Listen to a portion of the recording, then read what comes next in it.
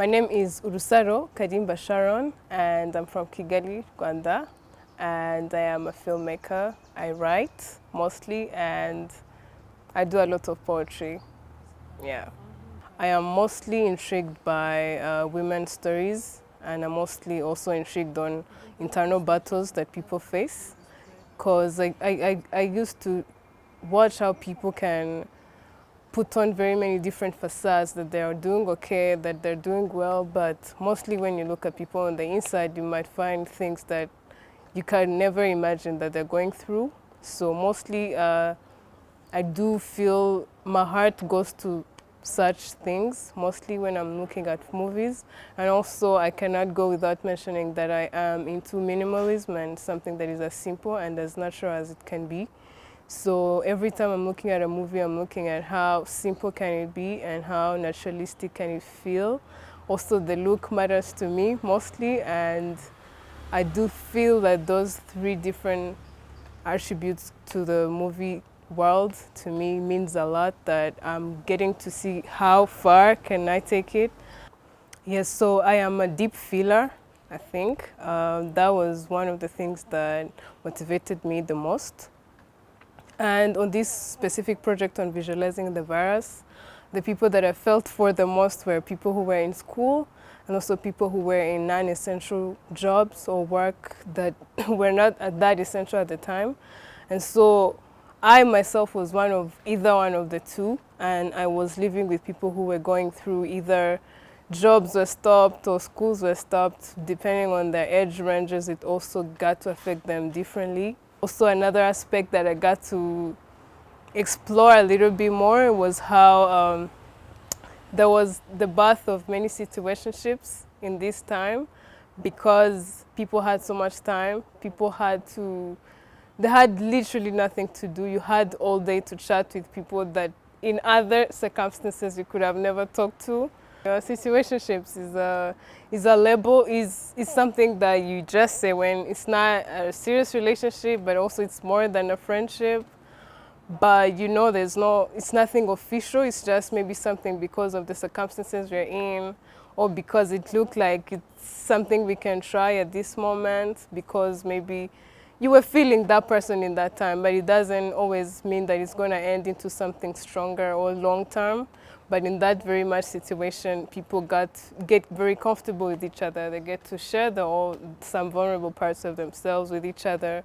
And this virus made it very much easy to just simply relax and be like, have somebody to talk to, have someone to worry about in this very much moment, because I have no school to think about or no more jobs to stress me in this time. Well, I chose to make my film in the form of docudrama, and that is just maybe more of reenactment of something that was real, that happened. It's a true thing that happened, and also to just fictionalize it more, to make it more beautifications for the sake of beautification. And I'm always, like I said, I'm always really much intrigued by how people can be going through their own personal stuff behind the doors, and you might never know that someone might never say something to you, but deep down they are going through something.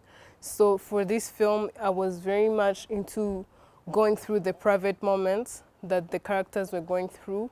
Personally, I like to hear people talk. Sometimes I just sit in a place and hear, even gossip sometimes, to hear what my girlfriends are talking about, to hear what some of my guy friends are talking about in the moment.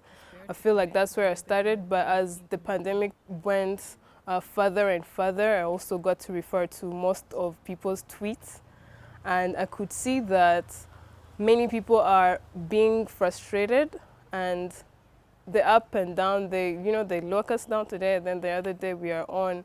So that back and forth movement, I had to go through so many people's tweets and their own journeys. You could tell that the way, why are people posting these things? Why are people now joining things that they could have never done before? And all of that frustration to me was, I feel like that's where I based everything, to be like, I don't think this is something I'm only going through. I think some other people are going through something similar, and to see tweets when people are like, you know what, let's just give up on life, or you know what, living in Kigali is the worst thing, or you know what, Hajikwe, na Mnyakijana. You know, there were so many terms that were born in this season. Well, for me, it was also a reflection of myself. I feel like it's my own baby that I made, and for me, it was also a time to get to really.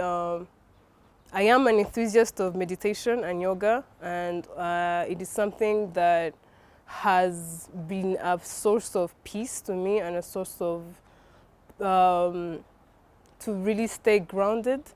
And as an artist and anybody else who has something they want to advocate for, I think people meditate in different ways. I'm not saying that they all get to do it the same way, but I know that when things seem out of place for you, or when your mental health is at stake, it's always very much important to remember to nourish yourself, to remember to really look into yourself much deeper, to always look inwards. No matter the activity that you do might be different for everyone.